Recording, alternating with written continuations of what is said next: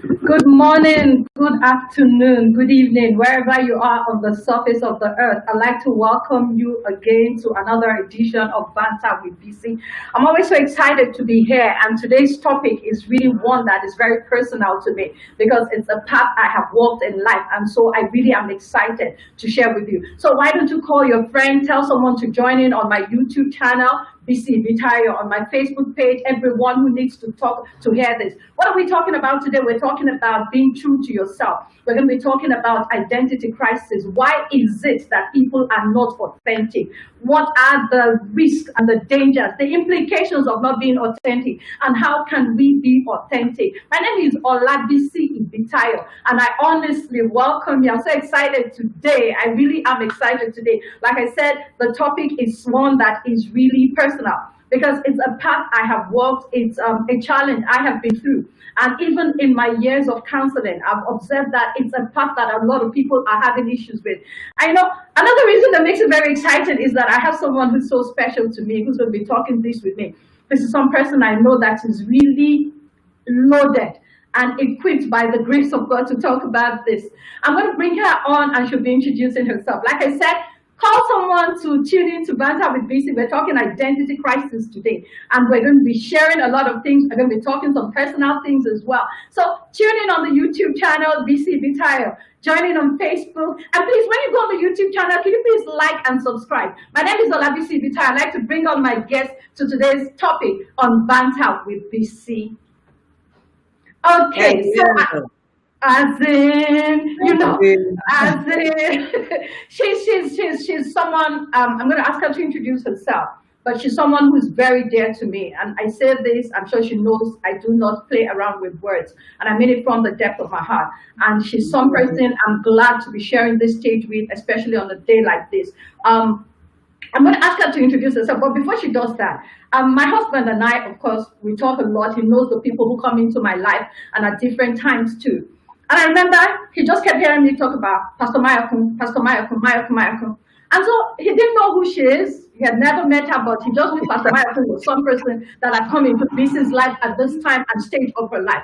And so eventually last year, my daughter's graduation, my husband meets Pastor Mayakun because she came for the graduation ceremony. And so after she left, when we got home, my husband said, "Hey, was that Pastor Michael?" I said, "Yes." He said, "The Pastor Michael." I said, "Yes." He said, "Hey, I don't know why, but I always envisaged, I always thought in my mind that she was a big person and whatever." I said, "She's small, but she's very mighty." Welcome, Olumayokun Oriofe. I'm so excited to have you here.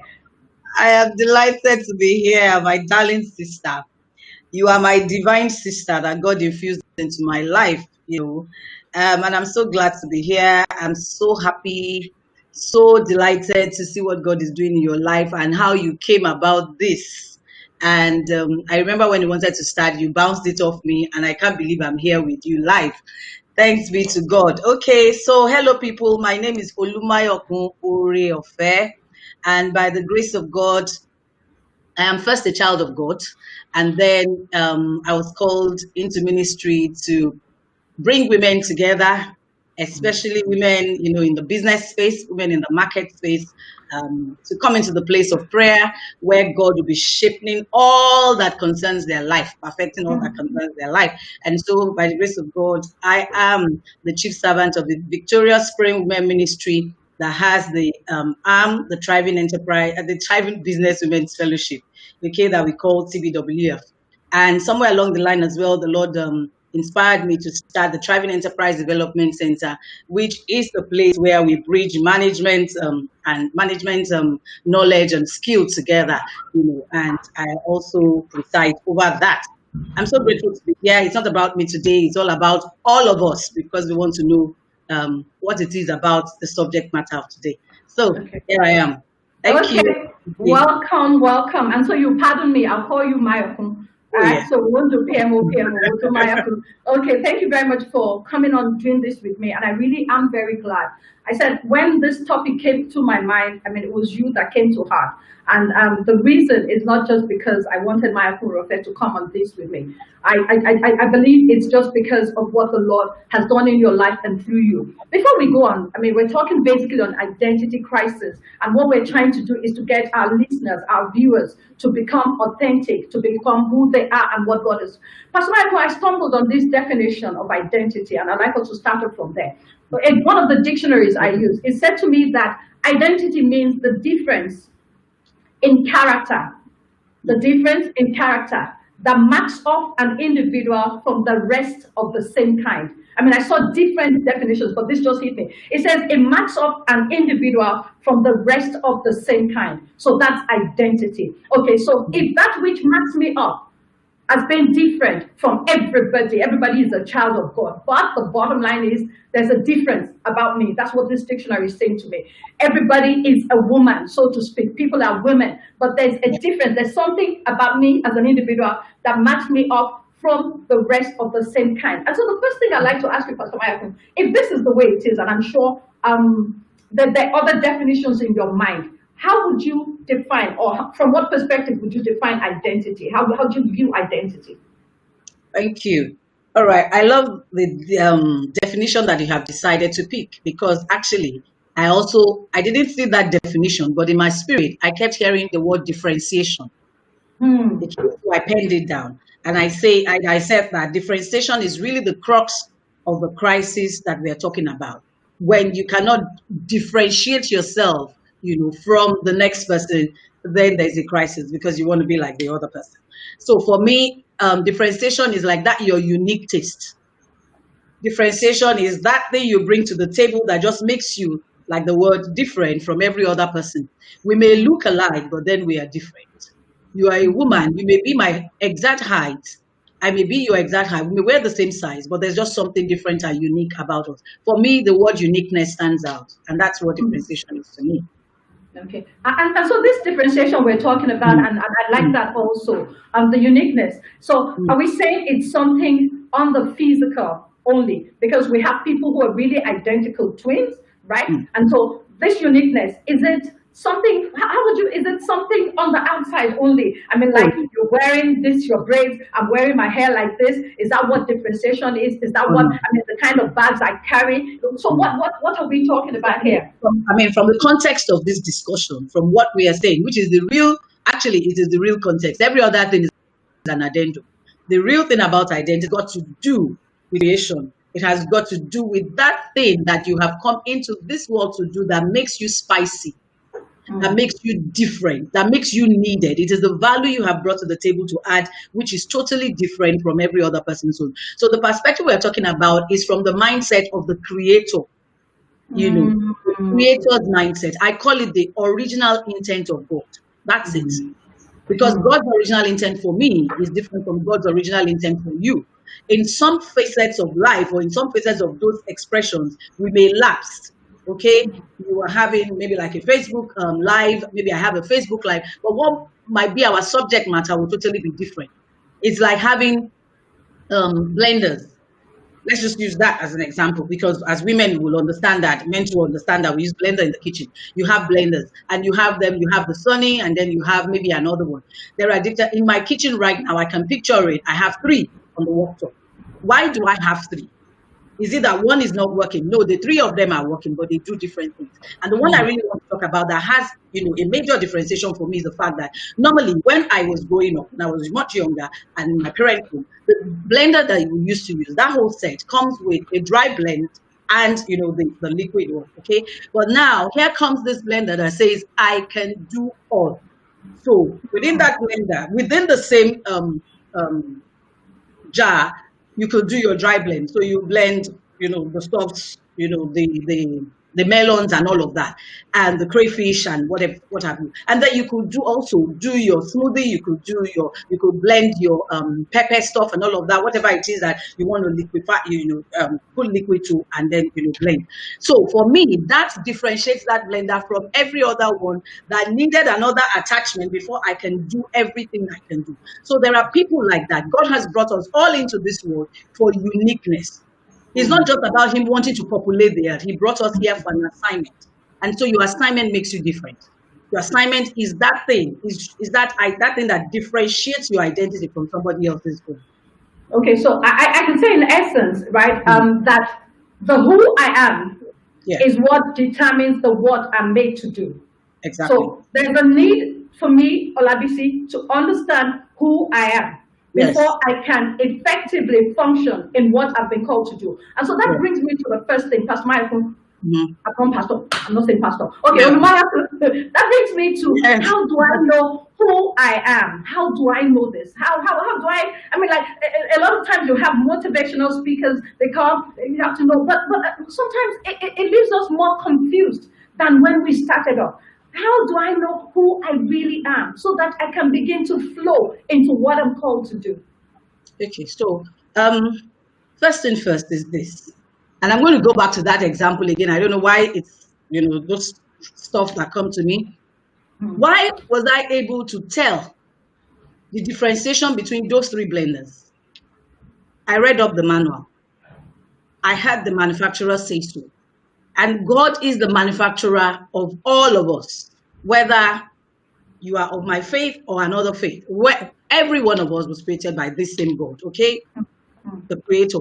And so when he wanted to bring you here, I'm not just an idea of a man who married a woman and they just want to have children, because that's the original, I mean, that's the fundamental error that we have all conditioned our mind to, thinking that, I am a product of my parents. I am a design of my parent. I came into this world because my parents wanted to have a child. Yes, they wanted to have a child, but the desire to even have a child and having a child actually came about because God had an intent and he looked at who would go for us and he decided to mold me together. And as much as it is not about the physical, but somehow the physical is married into it when it comes to God. So when he was going to create me, he knew that I must not be taller than this. I'm sitting down now. Most people who don't know me physically, you can assume that I'm very tall. She's a brief girl, okay? And I always humorously say that. I'm sure that God knew that maybe if I'm taller than this, I'll just be knocking everybody's head up instead of facing the assignment that I came for. And so in order to just put me there, he made it brief because he says, "Lo, I'm with you always. When you're low, he's with you." And he knew I needed his presence to be able to do, what I want to do. So even the height has to do with it. So he put me together for the specific assignment, the specific intent that he has.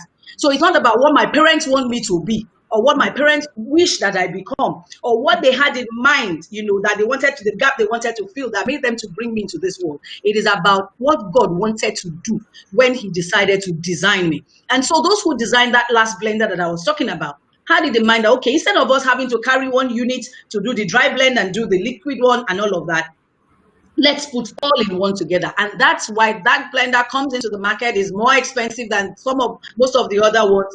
And it is making, it's making a statement, right? It's unique and the identity is totally different. So I think that is it. It's born out of what God wants, what he wanted to do about the assignment that he sent you here to do.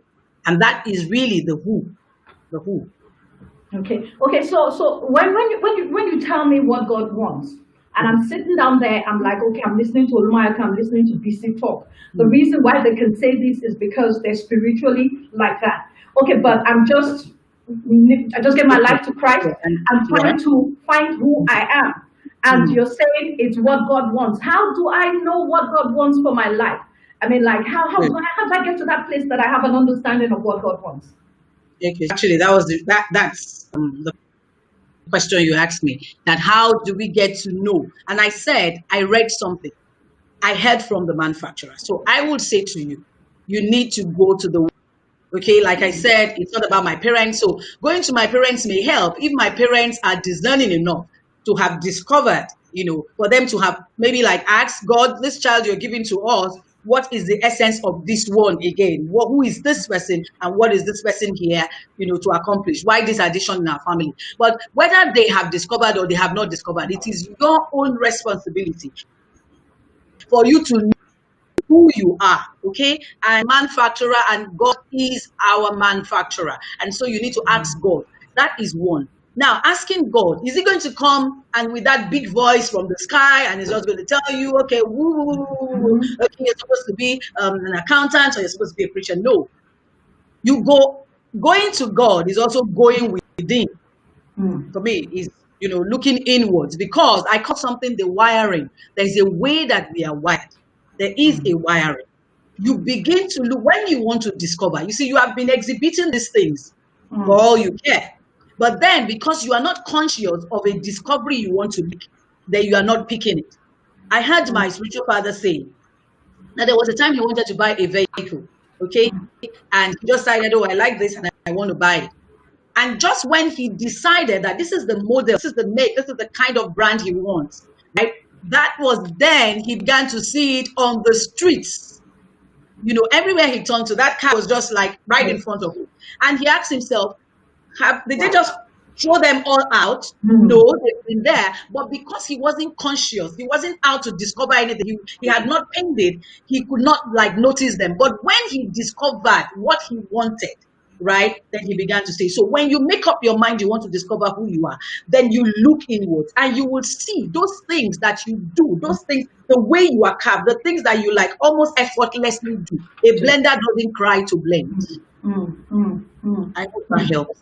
Yes, yes, it helped, Pastor Michael. And I'd just like to say this. So we're saying in essence, I mean, what did it for me was that Mhm, I started feeling there was a feeling of discontentment. mhm, I started feeling like there has to be more to my life than what I'm doing right now. And mhm. so I will get nudges to do certain things. Yeah. But something held me back, my darling sister.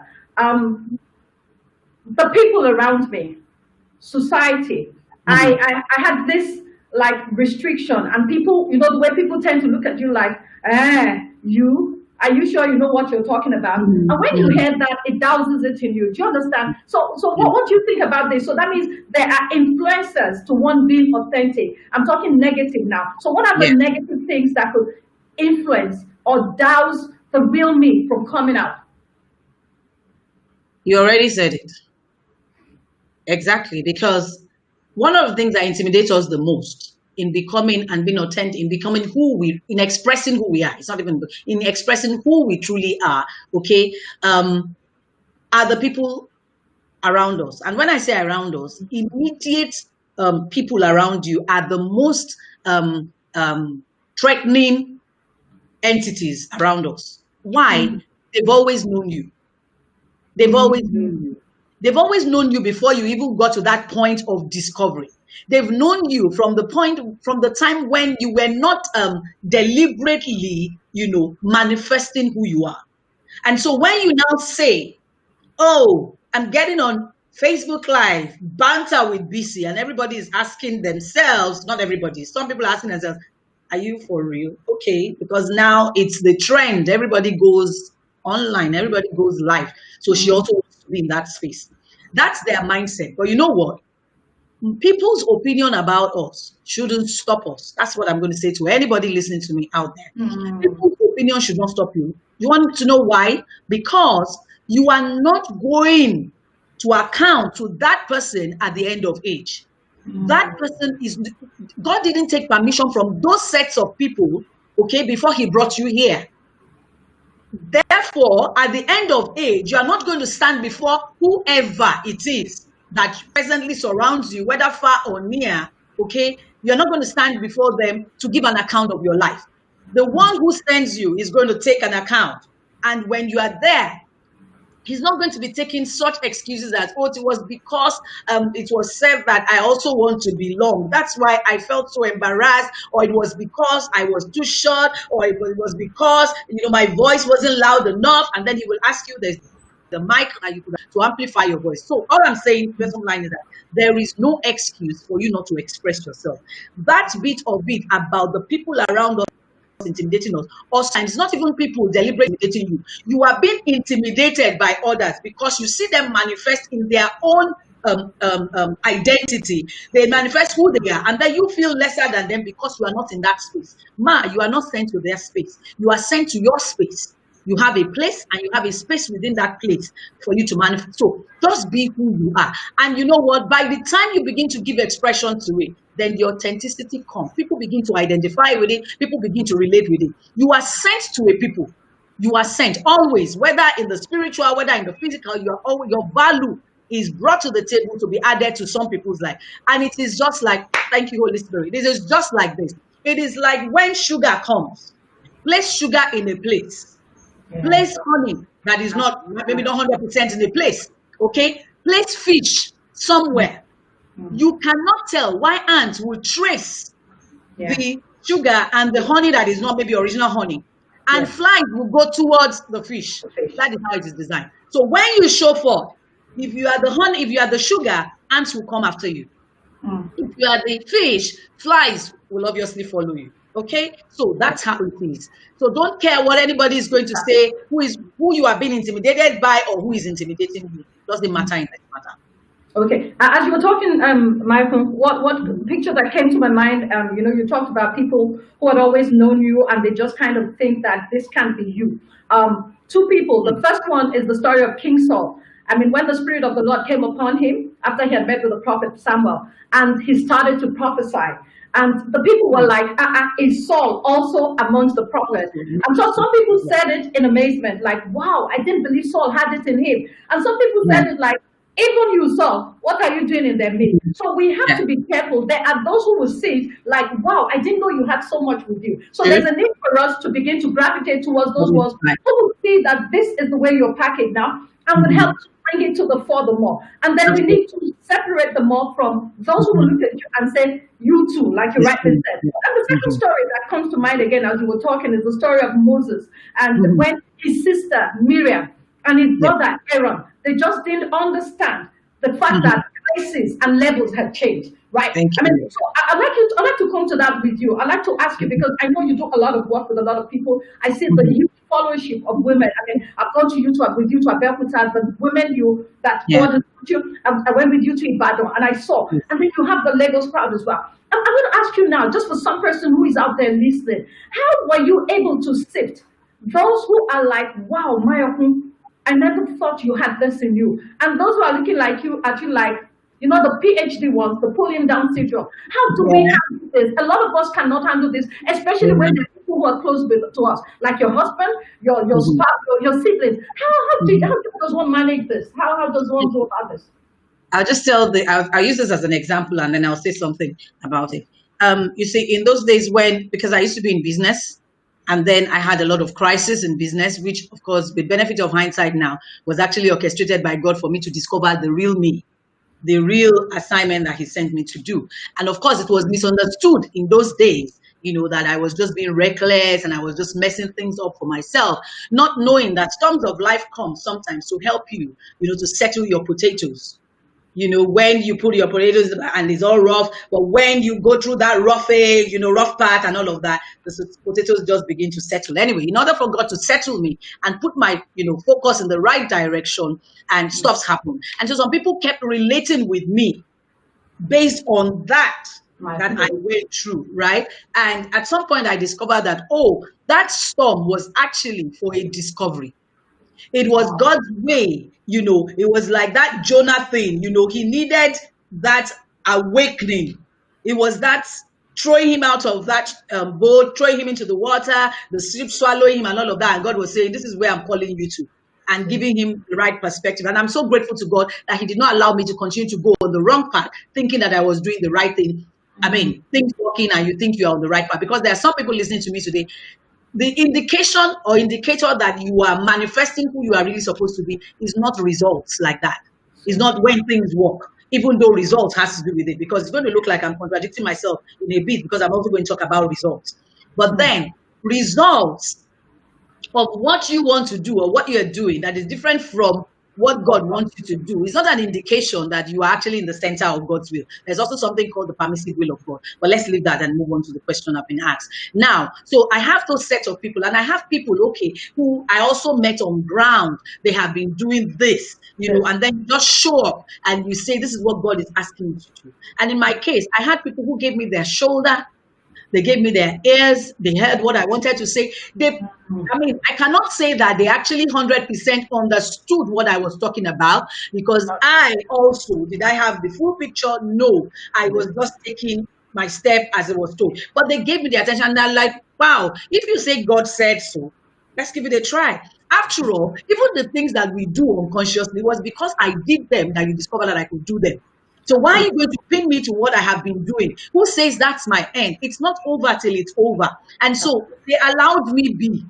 I'm not saying, because it's left to them to now explain. I'm not saying that they actually had 100% confidence, in me, but they gave me their back. They pushed it. They allowed me be. And some could see it, because there are people like that God would have given the opportunity to see beyond, the physical. And they're like, yes, girl, you can do it. I've always known you would do this. And this is being genuine, not just who want to identify.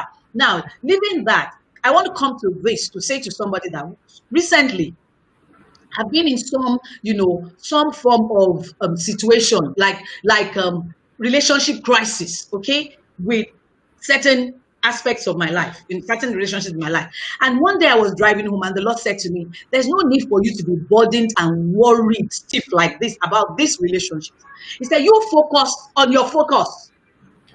Your results in this direction of your focus would be such that they would need to identify with you, or they would identify with you, not necessarily because they need it, okay, but like Bishop Oyedepo will say, only fools without proofs. And so when you have proof, because if I say I can blend that blender again, I'm going back to it, I bought it, it was said, so much was said about it, but guess what, I have used it, and I have proven what was said about it is exactly what it is doing. Right? We were two at that time. We're discussing it. Oh, all these products they bring and all of that. She didn't buy, and initially we're waiting. Who is going to buy for us? Who's going to buy for us? And I just felt the card, and I bought it because I needed it. And it was a risk. Everything in life is a risk, and I risked it, whether it's going to function or it's not going to function. Guess what it is, right? So if people are not so sure of what you're saying, whether you also just want to be a part of what is happening, or you're just making noise about who you are, this your claim of your identity, whether that is, your result is what we tell at the end of the day. So you focus on your focus, and the rest is history. Yeah. I like that. I mean, focusing on focus. There's something you said when we started. You said our lives are beyond when we just came to earth because our parents wanted to have us. And I don't know, Moses is my very good example when I'm talking about who I am really. With Moses, the initial stage, he was in the palace. Everything was going on very well with him. I mean, just like Maya talking about her business, everything was just perfect. I mean, you had a name, you were a brand, everybody on the high street in Lagos. I mean, and then life happened. Issues came up. With Moses, life happened. Issues came up. And he ran. But the point is, he was running away from that, right? But he was actually going back to his purpose. And so I'd just like to harp on that, what you said, that when issues or situations happen, it's not necessarily because God is wicked. You didn't put it in those words, but that's just the way I say it. Sometimes it might just be God maneuvering you to what he has called you to be. Because if Moses had remained in the palace, if Moses' life had just been there, God would have gotten somebody else to deliver the Israelites, but it wouldn't have been Moses. So ultimately now, when we go through rough times, it's important for us not to think that God is not there again, right? As children of God. Because He's the hand guiding the affairs of our life. Thank you very much, Mama B. Adala. I'd just like to read some comments coming up. She said, Mama B. Adala says, yes, ma, it's not over till God says so. Help us to stay steadfast, to focus on our focus. A lot of times, many of us don't stay steadfast. We give up, we throw in the tower. Now, let me ask you something, Mayako. I mean, I say this to people, and I'd just like you to help me with this. I say also that an understanding of who you are, whose you are, and then ultimately what has called you to be, means you'll be careful, you'll be selective in the kind of people you have in your company. I'm going somewhere. And now I'm going to bring into the issue of, I mean, for those who are mature singles who are listening to us right now, who are not married. I mean, like sometimes out of desperation of not understanding who we are and what we're defined, what we've been made to do, we tend to just marry anybody. And I'm looking at you, I see what you do. You do Tuesdays, you do Wednesdays, you do Thursdays, you have some meeting or the other. And I'm like, does she have a husband? Yes, you have a husband. And I'm saying that when you understand who you are by divine leading, one has to be careful who one marries. And I'll give you a very good example of someone. I went somewhere to speak on self-esteem. And there was this young gentleman, I just observed that while I was talking, he just kept nodding his head. You know, he would do that and he would sometimes nod his head and sometimes shake his head. And after the meeting, he walked up to me and he said to me, Mrs. Vitaya, he said, if I knew what I'm listening to today, I wouldn't have made the mistakes I made. So apparently what happened, my dear sister, he married some person because her parents are wealthy. I mean, he married for the wrong reasons. Of course, he was never part of that family. 8 years down the line, the woman walked out of the relationship because, like he said, he just was never good enough for her. And so he left her. She left him, rather. She left him. It was a he now. He said initially when it happened, it was like the whole world had crashed on his shoulders. He wondered what was going to happen to him and what. He said, but with the right people in his circle, he started going into personal development. As he was speaking to me at that time, this was like about 2 years ago. This gentleman I'm talking about had 35 people that he pays their salaries monthly. He's running a multi-million naira business. And so I'd like to ask you, why is it, I mean, apart from this reason I give, I just want you to say something to the singles out there, why it's important to understand who they are so they're careful in their choices of marriage, male or female. Thank you. Yes, I want to speak to the singles as you have asked me to speak to the singles, and that is actually relating to marriage. But honestly, I just want to say to everybody listening and who yet listen that whatever it is, whatever decision you are going to make in life, beyond marriage, beyond relationships, including the choices you make in life of where to be, where to live, what to do, has got to do with weighing it and balancing it out on who you are. There are things you are not supposed to do by reason of who you are. There are things you're not supposed to engage in by reason of where you are going. Okay? So let that just be one fundamental truth that we've come here to get today. It should be a principle of life. I love always to know why I am involved in anything I am doing. I mean, it is just a default for me. I find it very hard to move further if I don't yet get it. I may not have the full picture, like I said, but I must know why. Has it got to do? Is it in sync with who I am? Because when it is not in sync with who you are, then there's going to be an issue. It is going to be a serious crisis. So let's bring it down now to a very, very crucial relationship in our lives. That crucial relationship after our relationship with our Creator through His Son Jesus Christ, the next important relationship, honestly, is the relationship of marriage. Because especially as a woman, now I like the example she gave because this is not even a woman's testimony now or encounter now. This is a man. If a man could be affected and impacted by a wrong choice in marriage, how much more a woman who is supposed to be one submitted under authority? Okay, so if I'm going to be a woman under authority as the one who created me actually wants me to be, how then do I marry somebody who cannot deal with who I am? Now, somebody is going to say to me, how then does he know who you are from the onset when you yourself, you are a work in progress? Exactly. But there will be, the first thing I knew about the 3 blenders that I have in my kitchen is the fact that they are blenders. Right? So, and that distinguishes them, differentiates them from a fan. It's separates them from a microwave, even though a microwave, a blender, a deep fryer, they are all your kitchen items, right? But they are all different in expression and in value added. So there's a taste of you that must be known. And this is where I think the error is, both to the mature singles and even those who are not really, at that level. They're just their normal self. They're just within the age bracket where they should be thinking of this. What most people do is we're so excited, we're so eager. When the man shows up, you just jump after. That period that is called the courtship period, that you're supposed to be reading the manual to be able to understand what you want to carry, what you want to buy with your destiny, because you're buying this up, as it were, as in quote.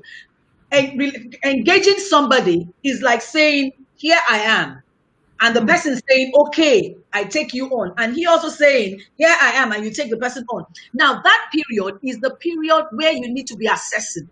And what I'm asking you to assess is not what people focus on assessing. It's not the hopping into bed. It's the assessing of the intent of the creator for this product that is coming into your life. Do you want to bring a dog into your house? I don't like dogs. Okay. So you presenting a dog for me in a human skirt and blouse, I should smell it that it's a dog, and I'm not going to take it from you, no matter how it appears like a human being. So for the matured single, especially now, you don't have the time to gamble. So even though you feel you are pressed for time and you want to get married, I want to tell you this truth today. You are better off being on your own and in the center of God's will for your life than putting you in somebody's boat who will not allow you to express who God wants you to be. That trauma and tragedy will live with you for almost a lifetime if God doesn't step in. So I will prefer, if I were in your shoes, to be there and allow God to give me my own, to show me my own, to see my match before I step into it. Because even with your match, there's still some issue, but you can deal with it. You will always work it out. How much more when you're dealing with somebody who is totally off from your heart? That's what I'm. Exactly. What I think happens is, like you rightly said, we get into it and then we ask God to bless it. And how is He going to bless what He has no hands in? I mean, like I said this to people. I said one of the reasons why Moses was like so smooth with God, let me use that word, was because it was God that called him. And I remember that he said to God, if you don't go with me, I'm not going. And God assured him. So each time anything came up in the life of Moses, he was able to say back to God, I sat down minding my father-in-law's sheep, sending everything and whatever. And there's something else you said, please. And I'd just like to throw this in, not just for the mature singles alone. I'm going to say this to every one of us listening, that a lot of times what we look for, like she said, is we look at the packaging. Please, there's nothing wrong with looking at packaging. Packaging is really lovely. Please, I plead with you. But what I'm trying to say is, what is in the package? What is the value? There are many things that are well packaged. You order some things from these online shopping. By the time they show it to you, by the time the product gets to you, you're shaking your head and you're like, this is just 419. And so it's important for us to seek the heart of God, who knows the hearts of men. And this is also important, not just in marriage, but in all relationships. And like she said, one thing I ask myself is, when people come into my life, I'm asking God, why is this person in my life at this point in time? And not all relationships will last forever. So still talking about relationships, about identity crisis, about being authentic. How do parents negatively now take children off the course that God has ordained for their lives? And so what's the word for the parents who are listening? Male, female, everybody listening right now. Please, can I just say this? Sorry, before I go on. And please, your comments, I'm not able to access it on Facebook. Can you please go to my YouTube page so we can take the comments? Please, this is very important. Yes, Adiola, who you are differentiates what you're called to do. Please go on, Maya. Yes, so I like this story. You see, when I was going to become a mother, I had this revelation, if I can call it that, about Mary. And how, if you read the story of Mary, when the angel came and the angel, said to her, you're going to have a child, the child is going to be of the Holy Spirit and all of that, you're going to be pregnant, and all of that story. From that moment onwards, Mary began to be extra cautious and conscious. Cautious and conscious. Now, conscious of what? Conscious of every utterance that came her way. Yes. She was conscious of what the angel said. She took it to heart. Yes. She left the place. Everywhere she went, including her encounter with Elizabeth, she noted it. The day they took the baby for the dedication, in particular in the temple. Simon. And the Bible said, and Mary hid all of these things in her heart.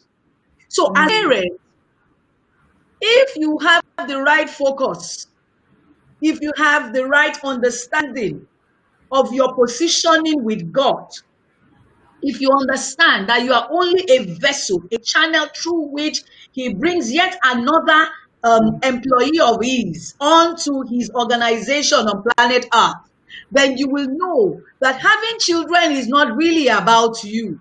You are only a vehicle. So if I am a vehicle in human form and I have an assignment to nurture, then you will wait and take delivery of the loading notes. You know, Absolutely. when they load your vehicle, when you send a vehicle to the factory to load some products, they always give them something like a way bill or something like that. If I'm wrong, I stand to be corrected. You know, there's a note that they give them, which states clearly the things that they have taken out of that place and which they are moving onwards. So for me, that was what Mary was doing. I'm going to be pregnant of this miraculous, mysterious baby that nobody has ever seen before. So, what is it all about? And she began to hide in her heart. Now, I tell you something, that was the reason why Mary, in that story of the first wedding at Canaan of Galilee, that was the reason why when the wine ran out and the disciples came to her and said, they've run out of wine in this party. She said, okay, I'm coming. And then she went to her son and said, they've run out of wine. You need to do something about it. Jesus never said he had a wine factory. Jesus never ever exhibited anything than being a child that had learned carpentry to the mother. But to the mother, she knew that he was more than carpentry. He was more than being a carpenter. He was more than having, being trained in that trade. She knew that this guy carried something on the inside that would manifest. And because she was somebody who had taken it to heart, she also was able to perceive the time and the season Of the of manifestation. the production of his manifestation. And so Absolutely. I say that Mary was able to poke the manifestation. Remember, what the default response of Jesus was, "Woman, leave me alone, my time has come." Yeah.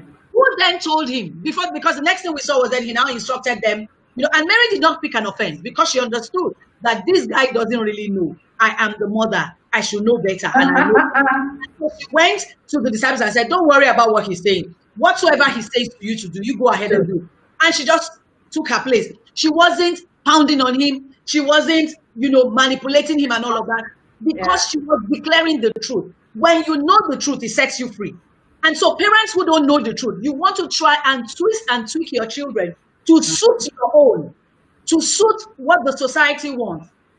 There was a season and a dispensation in our growing up days. If you're not a doctor, you are more like you're not a child or you didn't go to school. If you're not a lawyer, you are more like you're not a child and you didn't go to school. But those who are raising children in this age and who are in tune with heaven, you will know that has shifted. Does that mean we don't need doctors? Are we indicting that profession? Not at all. There will always be doctors across generations. There will always be need for lawyers across generations. But we're saying God has expanded the scope. Those are not the only ones. In fact, He never limited the scope. We only focused on that syllabus before. Now, God is making it compulsory for us now to focus on that. And so, your son is studying, for instance, my son is studying marketing, and he comes up and he's saying, Mommy, I'm going to have a fashion brand. And inside of me, I'm like, just go to school first. So you're not the only one at it who want them to actually, first of all, go through that, proper line of education, as it were. Right. But wisdom also says to me, if you shut him down, by the time he's gone through that and he now wants to begin to express, then you have delayed him. He would have used this period, since he has discovered who he is and what he wants to be. He should double it. God has given him the opportunity, has given him the capacity to be able, to manifest and to multitask. Okay, yes. So you allow them be. But our role then, what should it be? It's a guide, like Mary was guiding.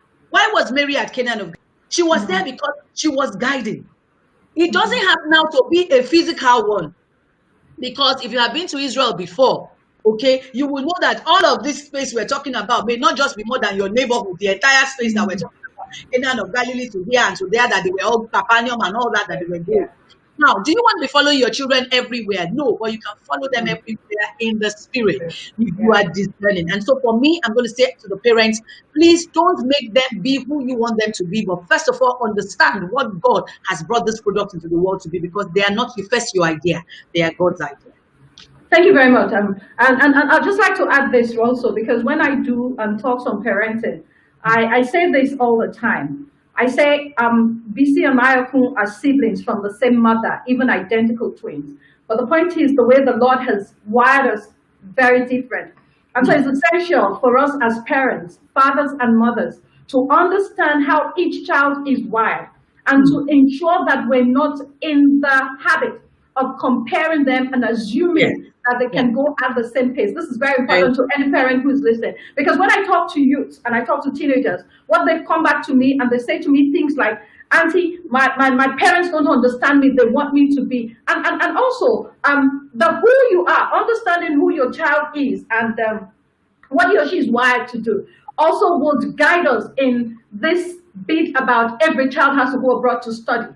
Mm-hmm. It's not every child that is ready to go from high school to. So, what would you like to say about that? Because I've had issues that a child is taken away from home earlier than he or she should be taken away from home, and things just go wrong. And the parents are like, if we had no, we wouldn't have. So, the sensitivity is also very important in this sense. Yeah. Yeah. In the decisions we take concerning them, also. Absolutely. But you know what came to me as you began to speak? That why are we like throwing it off when the parent does not yet understand who he or she is? How do you then give them an advanced syllabus of understanding that of the child that they are bringing forth? And that is Wow. why this is so critical. This is the kind of thing that we should throw out there. If we think the generation that is, up there now have missed it, even though there is nothing like that, you can always correct it. There's always a place for U-turn. We need to help those who are coming, behind. And that is why this is going up to everybody out there for you to hear. You need to understand yourself, because if you don't understand yourself, you cannot understand. It will be difficult for you to pay attention to understanding who your children, are actually called to be. Now, when you understand who they are called to be, it will inform your choices. Absolutely. I don't know why you asked me that question. I don't know whether we have ever discussed it before. But I tell you something, way back from when my son was in a creche and he was going to get into primary school. In fact, it was like sudden. It was as if I just woke up. We were so enjoying the creche, and the lower school, that is as if that was all that was about him. And all of a sudden I realized, he needs to get into a primary school. He's going to get into primary one. We're going to take him out of the nursery. And I was like, oh. But because, like I said, and without meaning to, like patronize you here or point a finger at myself, I'm always careful what I get into. So I began to like, where's it going to go? What's going to happen? So I had a discussion with my husband. We had this conversation about, okay, so what primary school is it going to go? And there's this thing about us. I don't know whether it's especially women, but human beings generally, we like the hype. And there are schools that have the hype. And there are that you want to belong. Who doesn't want to belong? I want to belong. I want to have a community. I want to have a tribe, because that's the way we are wired. But then be careful of the tribe and the community you belong to. Sometimes we are gunning for the sector that they have not called us into, just because we want to. In fact, getting to that space is like a cat wanting to become like a lion. You'll be frustrated. You'll be eaten up because it's not your space. Okay, so you need to know, and that's what I'm saying. You must first of all understand who you are. So I began to say, I want a school, that will attend to the needs of this child. He's not a special need child like that. Okay, so don't get me wrong. So don't think that that's what I'm talking about. I mean, for those who are out there, and everybody has a need. I don't know where we came about. Everybody has a special need, right? I want this child's destiny, his configuration. I want a place where it will be brought forth. I want him to be in the right water. I want him to be in the right temperature, room temperature and all of that. And so I began to ask God. And I was asking God, it's not that you now kneel there. If I can share this with people, it's not that you kneel there and you're expecting that right now you're going to hear an answer. Boom.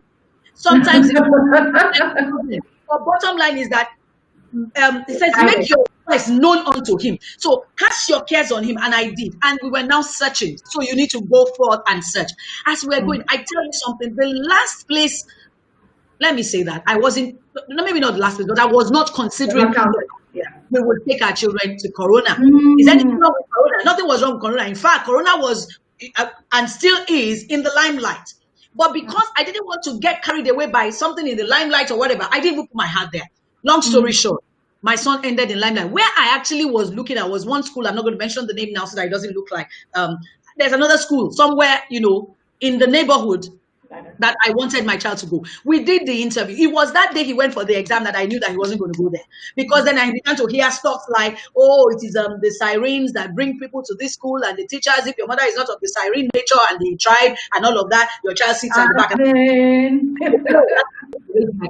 That's it. And you know what? They never called him back. They never even called him for the interview. So that helps us to eliminate it. Bottom line, he went there. His sister went there, not because the brother was there. I need to say that because we all just lump things together because of our comfort.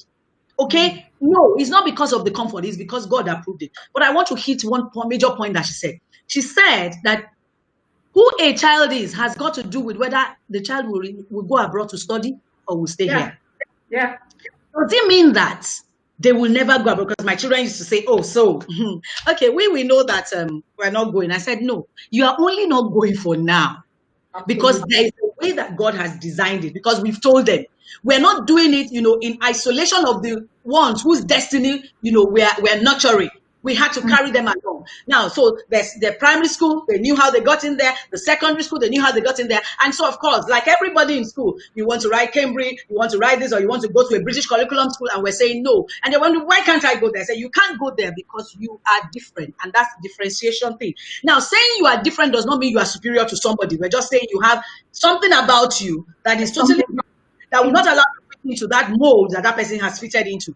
And they began to hear, they may not be pleased with it, like Jesus was not pleased when the mother came to put that pressure on him to come manifest somewhere, but they accepted it at the end of the day. And so he said to me, they will do their primary school, they will do their basic education here. Okay? And after that level, when they are molded, then you let them fly.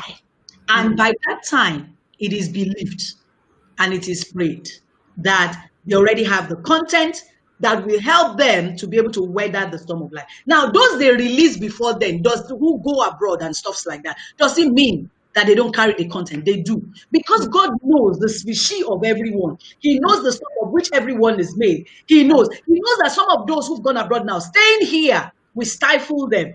Okay? And so they need to go to that place where they need to be awakened on time. God knows the design of everyone, so that we don't belabor this matter. I just want you to know that you cannot follow the Joneses, especially when it comes to raising your children or identifying who your child and you yourself, who you are. Okay? Yeah, and I'd just like to add this before I ask you the next question, Michael. As we were talking, two things came to mind. The first one is the story of Samson. He didn't remember who he was, whose he was, and what he had been called to do. And as such, what would have been a glorious destiny was ultimately, I've lost, okay, Pastor Michael, I can't find you on air again. Okay, what happened to your connection? I can't find her again. And so I'll just go on while maybe you need to log out and log in again, Michael. I can't see you on air, so maybe you need to log in and log out again. Okay, while she's doing that, we're talking about parenting and knowing whose you are and who you are. And the story that comes to my mind readily is the story of Samson. Samson had a colorful destiny that God had said concerning him. But I'm asking myself, how much of it was harped into him? How much of it did he know? How much of it did he understand? And I'm saying to myself, maybe if his parents, or maybe if Samson himself had realized who he was, and what he was called to do, he wouldn't have ended up on the laps of a Delilah. And so this is to us as parents, all of us listening out there. It's important that we keep telling our children who they are, whose they are, and ultimately what they've been called to do. And the second thing I like to say is when you were talking about understanding and knowing. I remember when my daughter and I were talking at the stage of their lives, and we were going on about when people finish secondary school, they go abroad to study. And she said something, apart from the fact that the finances were not there at that time, she said something, and I asked her a question. I said, would you have wanted, if the money was there, if the funds were there? I said, Oroma, would you have wanted to go abroad now? She said, no, mommy, I wouldn't be able to cope. I was shocked.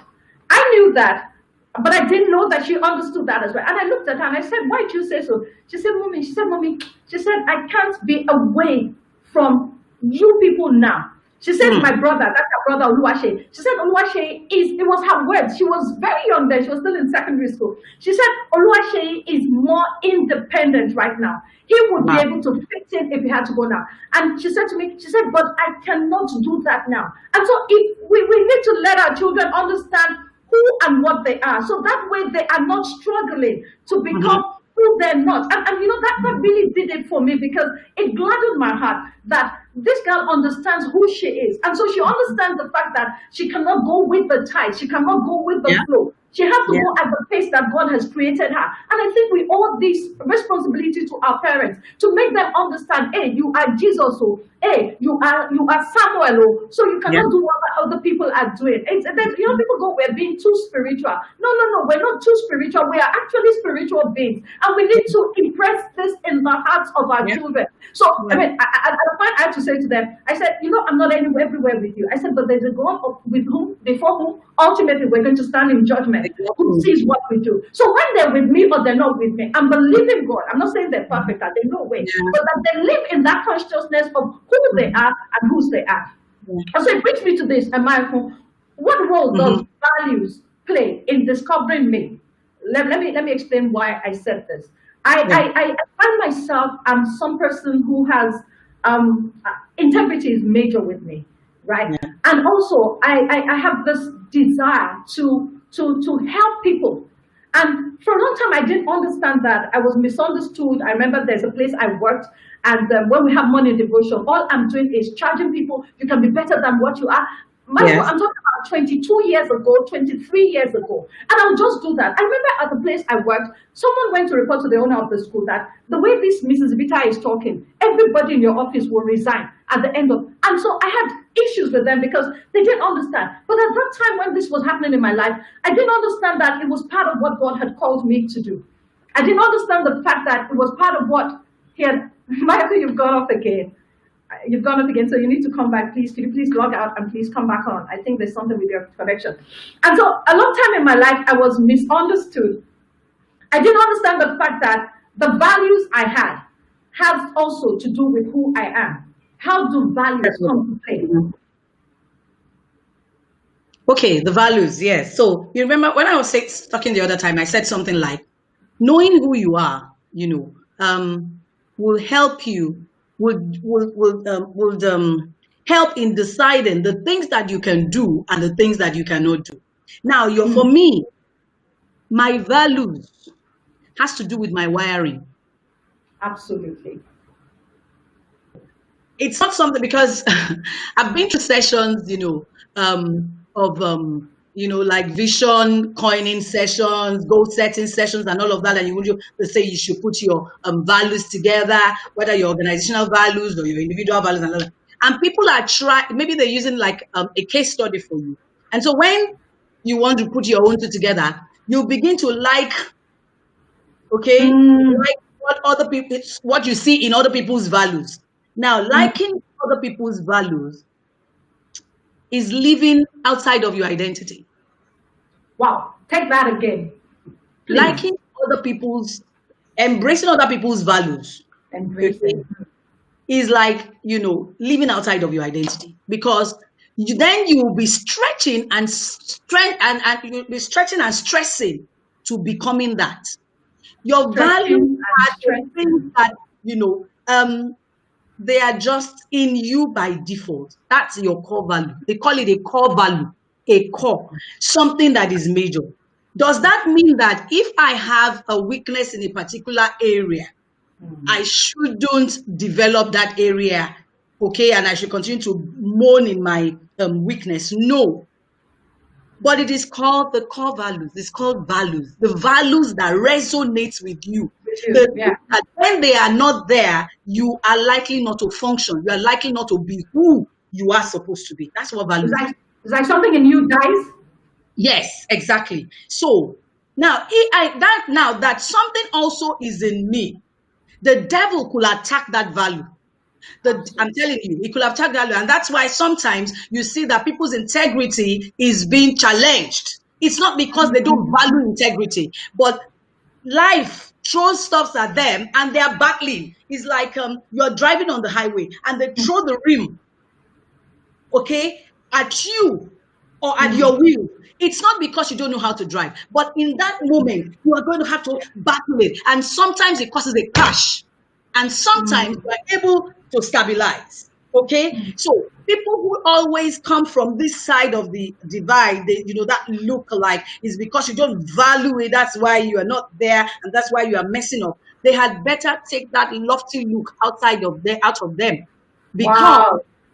when you are not graced, when you are not helped, even what you say you sleep and dine with can mess you up. I'm telling you. The Bible says the devil goes around seeking who he will devour.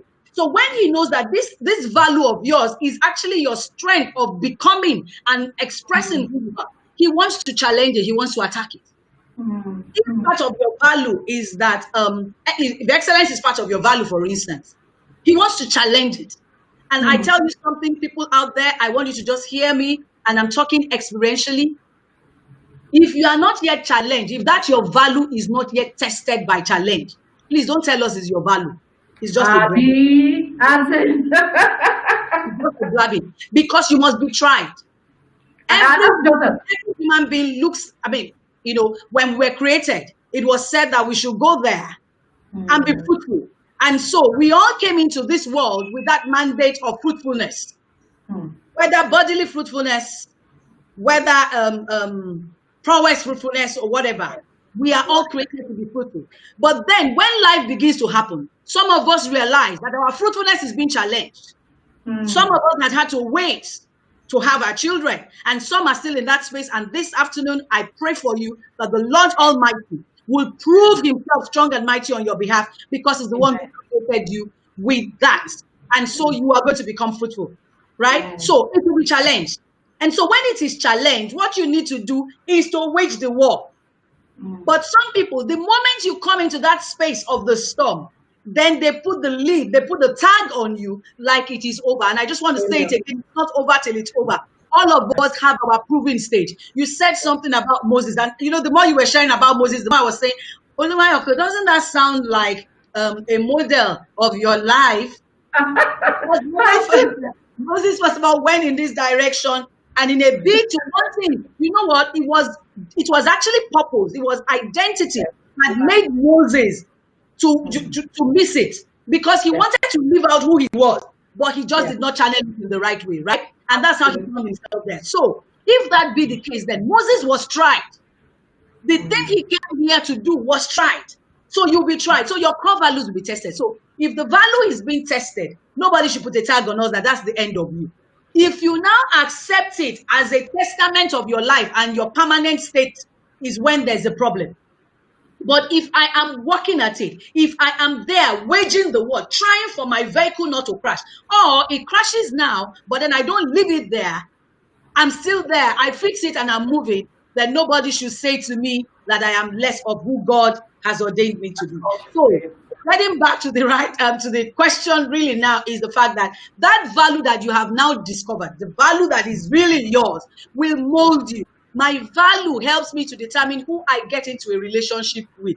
I don't like people in my face. I don't. It drains me out. I don't like drainers. I don't like people. I am a people, with all humility I speak, I am a people carrier. And I have carried people, and I have also grown.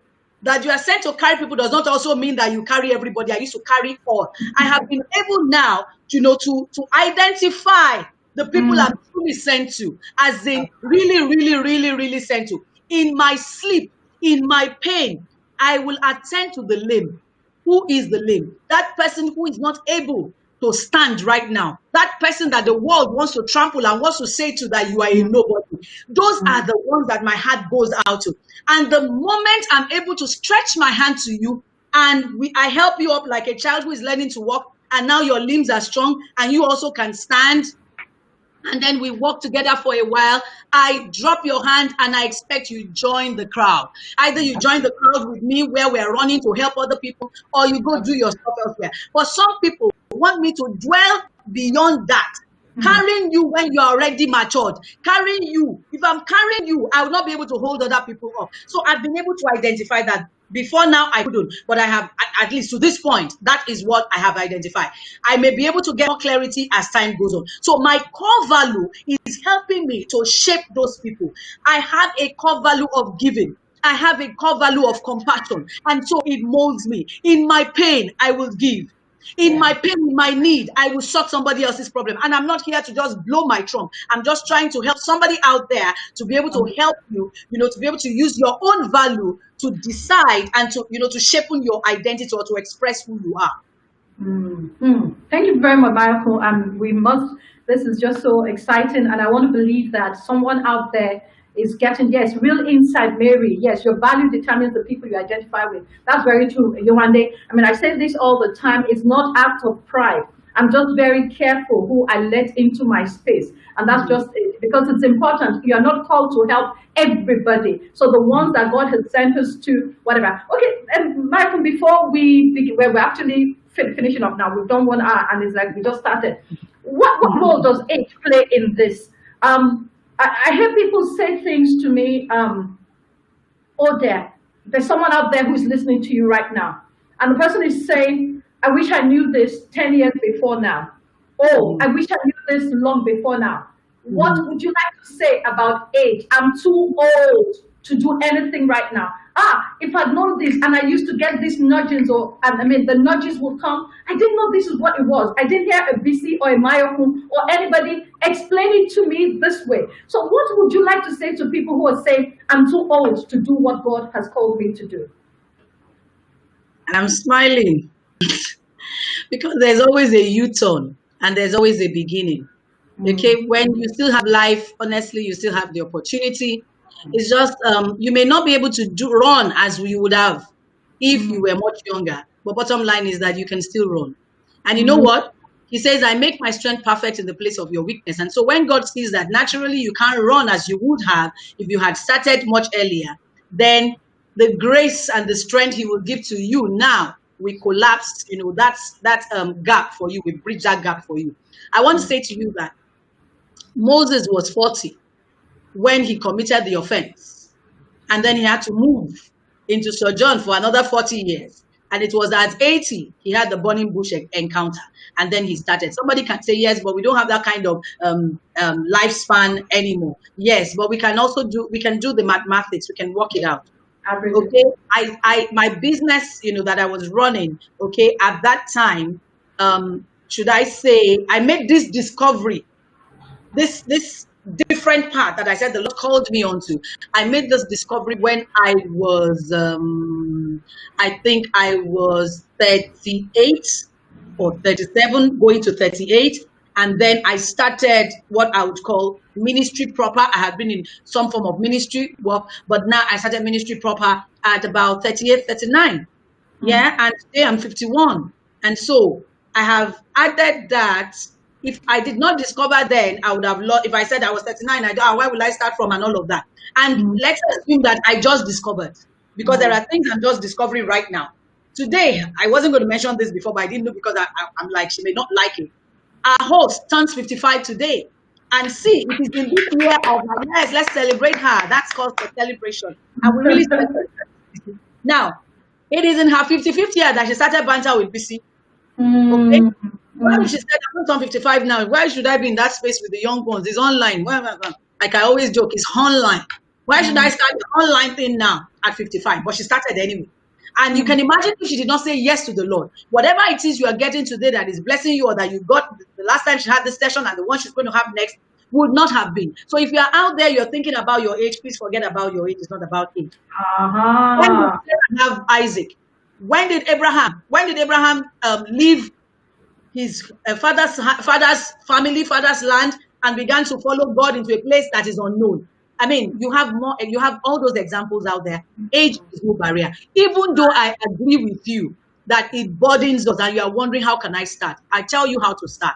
Look for who is in that space and begin to just follow behind them and see how things are done, and begin to take your feet one after the other. You will get there. Thank you very much, Michael. I see Mary Omoigu is saying here, that's me you're talking to. thinking Wow. I wish I did it years back. I'm maybe too old. Mary, you heard what Maya Kun said, and that's just the truth. I mean, I had this conversation with her. We sometimes we just call ourselves and we just talk, talk, talk, talk, talk. Mhm. And when Yeah. we talk, we may not talk again, but the point is when we talk about things that are major and issue in our hearts. And I Mhm. remember when I shared with her that this is what I want to do. I've always wanted to have a TV show, and it just wasn't working. And then this came up, and I shared with her, and she was like, "Just go for it." And so I'm saying to you, Mary, I'm saying to everybody out there, it's never too late. Once we have life in us, we can. I remember a long time ago, Reverend Sam Adeyemi came to Solid Rock to teach. It was several years ago. It must have been about 18, almost 20 years ago. And he said something then. He said, most of us, what happens is the devil holds us down by this African age mentality. And so you're saying to yourself, like Michael also said earlier, I'm 60. So I'll now go back to the university. And then when I finish, I'll be 64. I can't do that. But the point is, in 4 years, you're going to be 64 without a certificate. So why don't Mhm. you just get into it and throw yourself Mhm. in? So Mhm. do that now. It's never too late. And can I say this to everybody listening to us? Don't ever think that the space is choked. Don't ever think that there are too many people doing it. That's what we're talking about, the you. Be true to yourself. There's something that distinguishes you from the way everybody else is doing it. Let me say this. I mean, she's listening to me. I have a problem with women ministry. Anything that has to do with women, that you have women gathering. I mean, from experiences growing up, I always had issues. I don't want to do with women. I grew up having more male friends when I was growing up. Because with a guy, you can tell him shut up and he doesn't take offense, and tomorrow he's frowning his face. And so Mhm. it was difficult for me. I remember when I met her and then I went for one of the meetings. The first time I got into the hall that had a meeting, and I saw the huge number of women there. And they said they come every week. I'm like, what's this girl doing? That's where I think about her, but don't tell her that's what I said. I said, what's this girl doing that people are coming back? What are these? A lot of them, many of them years older than her. I said, Yeah. what is this girl doing that people are here and the ministry has not scattered? But the Mhm. point is, ask me. I'm sure people are looking at me and they're saying, what is BC doing with my home? Because I Ex- went and I went and I went. Why have I said that?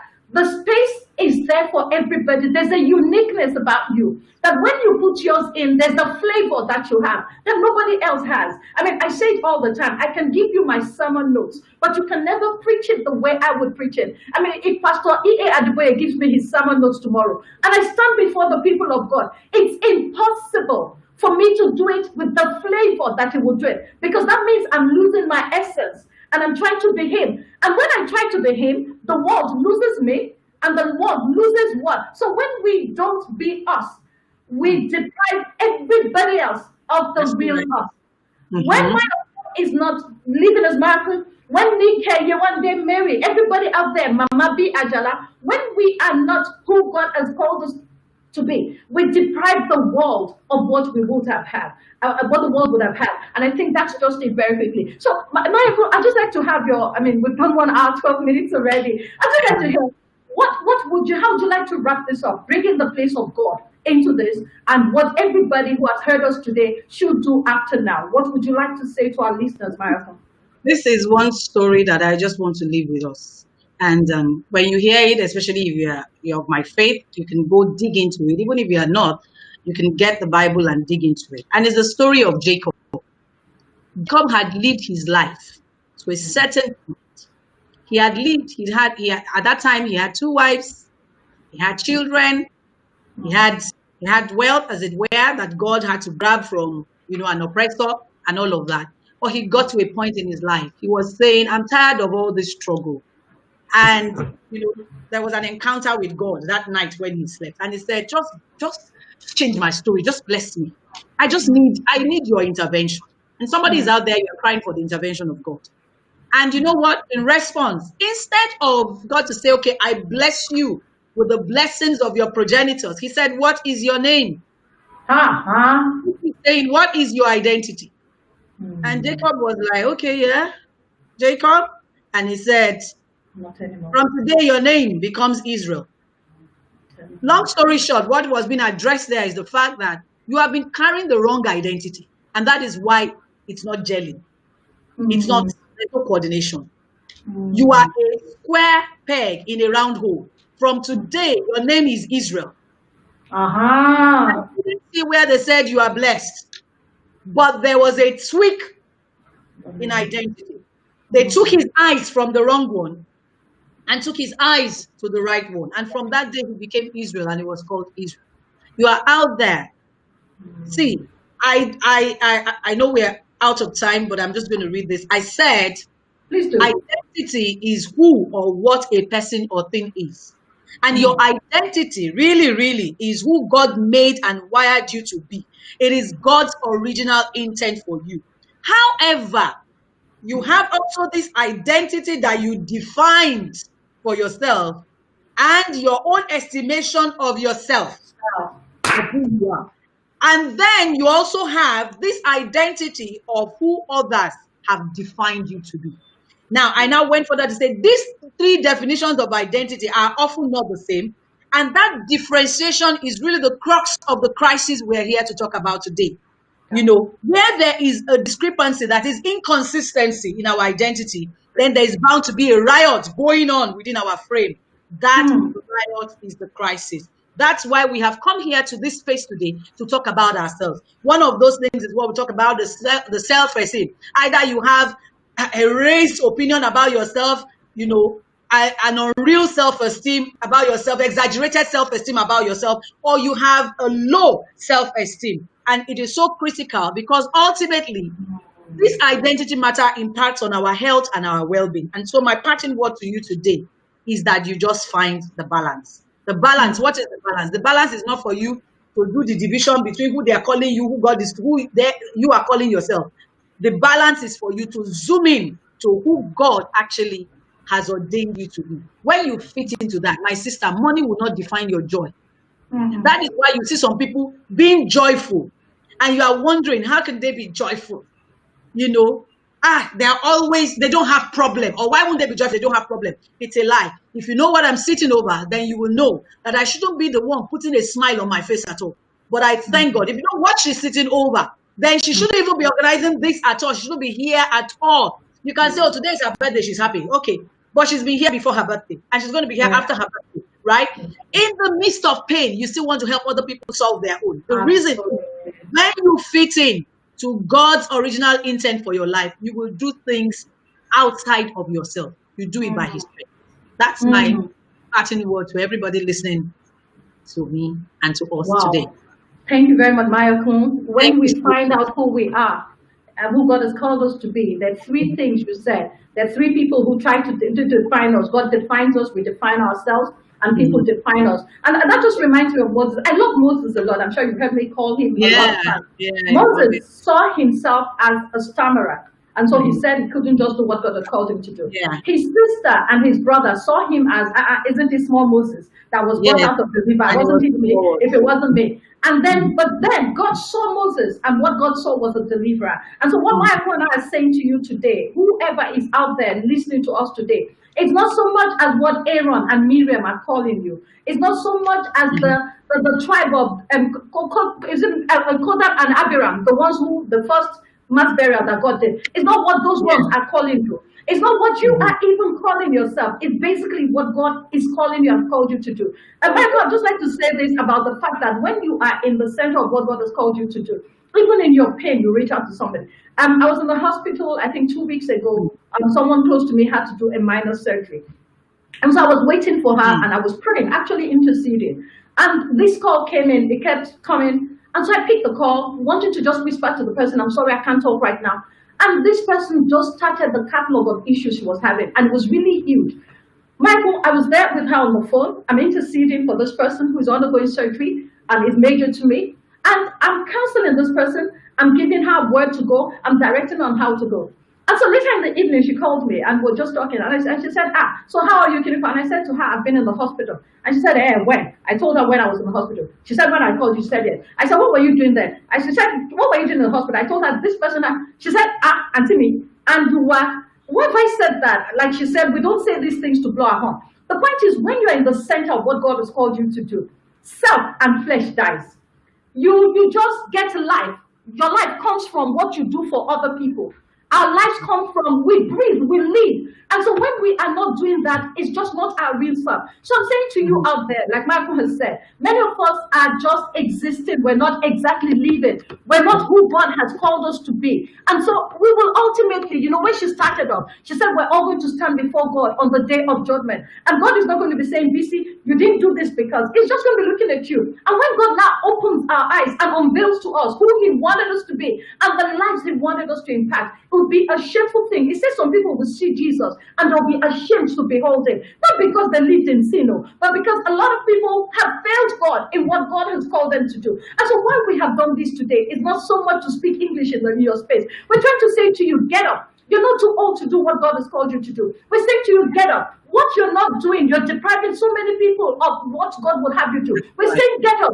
The space looks crowded, but I tell you, there's always space. We're saying, get up. Nobody can do what you will do with the kind of flavor that you will do. We're saying to you, get up. Like my uncle said, you have had to sweat. Someone has thrown the rim in the front of your moving vehicle. But the bottom line is you swerve, you fix your vehicle, and you keep moving. We're saying to you today, you are shortchanging destiny. You're shortchanging yourself. And you're shortchanging God who created you. When you were leaving heaven, when Michael was leaving heaven, when Bisi was leaving heaven, God packed our suitcases differently. He put everything in it that I was going to need for me to be who he had called me to be. He put in Michael's suitcase everything Michael was going to need for this journey of sojourn on earth. But the point is, many of us have not even opened that suitcase. We haven't. All we are doing is we're lugging the suitcases behind us and we're looking into Michael's suitcase. I'm saying, hey, Michael, let me try those shoes. And Michael is like, these shoes are not your fit. I'm like, I'll manage it. And then the shoes are actually pinching. And I'm walking and the heels are too high because I'm bigger than her probably. And the heels don't fit me. And I'm carrying my own luggage, and I'm just carrying it. And then I get before God. I open up the luggage. Everything is still new. And God is wondering, so what were you doing on earth? The Lord is going to ask a lot of people, what are you doing on earth? But I want to believe that everyone who has listened to today will not fall in that category. If you know anybody who needs to listen to this message, please tell them to go to my YouTube channel and listen to this again. Like she said, we're not just here. Yes, oh sure, definitely. I'm just going to It's just, I just sense strongly in my spirit that there's somebody out there. I don't know who you are. I don't know whether you are on right now or you're going to be watching later. But there's somebody who is saying, I don't even know how I've been at this thing, really. I don't know how to discover this thing. And I'm just going to use this example because it just kept coming to me. Like I said before, there's some things that you have already been doing. So you are not about to make you're not about to do something else, really. It's just that you are not conscious. Remember I said concerning Mary, she became cautious and conscious. You're not just conscious that that is it for you. Now, she said she had always wanted to have a TV show. Bisi, you remember some few years back, that was year 20, I think it was 2019 or 2018. I can't remember exactly. I think 2019, that I started this talk show series. Yes, you said. I was going to do it for 1 month and we ended up doing it for 2 months. Now, it just came to me. It was a stirring. I was ministering in a church, June precisely of that year. And the thing came to me right there on the pulpit that talk show, you will do it. And I'm like, I'm ministering. Why is this interjecting? Now, it came like that and it hit me. And I knew that was in my mind because I was doing something else. And then I left. Do you know that the following month, the Lord said to me, talk show. And then we started this talk show, And it was in doing that talk show, in fact, it was just a normal regular meeting, right? And I turned to set it. And I discovered that honestly, this is my suit. Absolutely. I felt so comfortable in it. It was just my thing. And that day I made up my mind. This is a new discovery of part of my JD. Because again, I want to say to somebody, your identity is your job description. When they employ you in an organization, that JD they gave you, is what defines and identifies who you are and what you do in that space. So I realized that talk show is part of what I am here. How I am going to express what I am here to do is a means of expression. And so you are there. I want you to look inwards. That's the story. That's the bottom line of what my story is. Look inwards. There's something you're already doing, or there's something that just strikes it for you. begin to do it. This is not yet a TV, but this is more than a TV because this is covering where the TV space might not cover. She decided to get on here and begin it from here. Watch out for this one and watch out what this will end up becoming. Do not despise the days of your little beginning because it's coming to blow if you keep at it, be consistent at it, and then you will see the full manifestation. We always want the big tree. We forget that every big tree that you see started from just that seed that was planted by somebody someday. I wish all of us well in Christ Jesus. Amen. Wow, somebody said it's going to be hot, and it really has been insightful. Maya Kun, you are always a delight to listen to. I tell you honestly, I mean, there's such depth in you, and I'm just so grateful to God that you yielded to do what God has called you to do. And so I'm saying here to every one of us, listen, you can imagine if Maya Kun had not heeded the call. I mean, I'm talking about someone who had a multi-million dollar business years ago, and then God had to rip her out of that business to bring her into this. And like she said, can I say to you, most times it's not anything new. Moses had always been delivering the people. He was always very much against injustice when he was in Egypt. And so what God did was he now channeled that zeal his own way. Look at what, is there something about you that it just keeps you, it gives you life, it gives you joy. Maya Kun does business. She's still transacting business for the kingdom. She's able to manage more people. I mean, she's doing amazing things by the grace of God, and I know she will yet do more. And so I'm saying to you out there, what exactly is that thing about you that you have always said, it's just so small? It doesn't look, it might look small in your hands, but I tell you, you'll be amazed at the lives it will impact. We have done this today just to chat someone, to inspire someone, to say to someone, get up. There's so much in you that the world is waiting for. The whole world is waiting for your manifestation. Don't remain at the back of the field. Get up and do what God has called you to do. And as you do this, we believe that the Lord God will breathe on it. If you need to have a conversation with me, you can go to my website and then you can connect with me. And I'll be glad to guide you if the Lord asks me to on how you can go. But I tell you honestly, after today, nobody out there, man, woman, child, youth, should remain the same again. Olumayakun Oriofe, from the depth of my heart, on behalf of everyone who has listened to you today. And I'd like to say a huge thank you to you. You're always a delight, like I say, to listen to. And I'm glad I'm spending my birthday doing this also with you. I'm glad to have spent your day with you. Thank you so much, my darling sister. I'm grateful. I don't take it for granted. It's not a right. You know, I've always told people you don't trade your space, your calling, you know, you don't trade it for friendship. Okay, so this is not about being friends or sisters. I take this as God wanted it to be, and especially on your special day. In case somebody out there does not know, she turns 55 on the 10th of October 2020. So that's 5510102020. What a wonderful day. We celebrate you. That is part of your uniqueness and your differentiation. And the world shall yet taste of it in Jesus' name. Amen. Amen. Thank you very much, Olumayakun Oriofe. The Lord bless you. Love you more, guys. The Lord bless you in Jesus' name. The Lord bless you. Thank you. So I'd like to say a big thank you to every one of you for tuning in today to Banter with Bisi. It's been an amazing time with my darling sister and my friend Olumayakun Oriofe. We've been talking about identity crisis, being true to yourself, being authentic. If you know someone who has missed this broadcast and needs to listen to it, please let them go to my YouTube channel. It will be there, Bisi Bitaya, or listen to it on my Facebook page. I'd like to also ask you to please subscribe to my YouTube channel if this has been a blessing to you in any way. So till I come back to you next time with an interesting topic that will inspire you, educate, and motivate you. My name is Bisi Adebola Ibitaya. The Lord bless you all. Thank you for being with me. Thank you.